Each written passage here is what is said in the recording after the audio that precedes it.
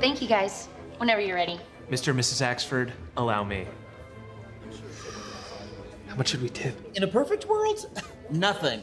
Shit! Is this the guy? On, man. We were having a nice meal. Yeah, we were. Until the check came.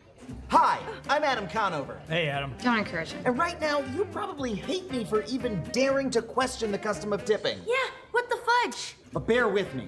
By the end of this video, I think you'll agree that tipping is a custom we'd be better off without. I'll go. You're with your family. Thank you. First, let's get one thing straight. If you live in America, you have to tip. Servers here rely on tipping to make a living. And as long as that's true, if you don't do it, you're an asshole. Sorry. Thank you. But just because that's the system we have, doesn't mean it's a good system. And tipping is a custom that shortchanges servers, inconveniences customers, and makes the dining experience worse for everyone. I'm so sorry. First, ask yourself this. Why is it our responsibility to pay the restaurant's employees humanely? Why don't they just pay you a normal amount of money and make the food more expensive? I mean, that's what every business has done since the dawn of time. When you buy a pair of jeans, they're just 50 bucks. They're not like, that'll be $40 and you decide if the stock boy eats tonight. Ooh, sorry. What an asshole, huh? It's her fault, not mine. The fact is, tipping is a relatively new custom in America. For most of our history, paying for better service was considered an undemocratic form of bribery. Serve me before this rabble, will you? I'm a very wealthy man. I shan't, sir. This is America, where every man has the right to decent service.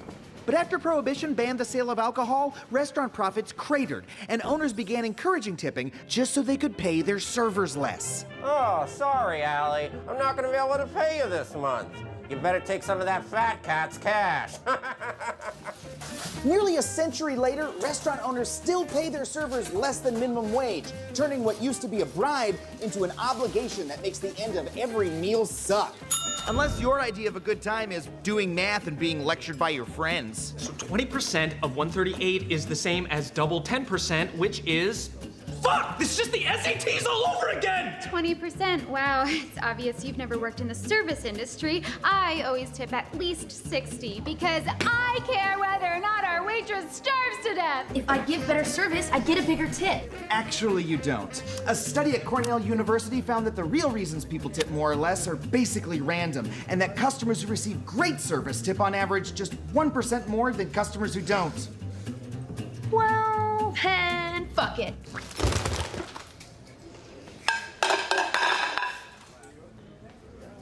Should we not tip her? No, well, I don't want to get yelled at. And none of this stress is necessary. In most cultures, nobody tips, and everyone still gets their food on time. The only difference is their waiters get a steady income, and no one has to argue about the bill. And don't tip on the tax. What? You always tip on the tax. I never tip on the tax. Ever since I was a kid, I never tipped on the goddamn tax. Join me next time on Adam Ruins Everything, when I'll be talking about Bill Cosby's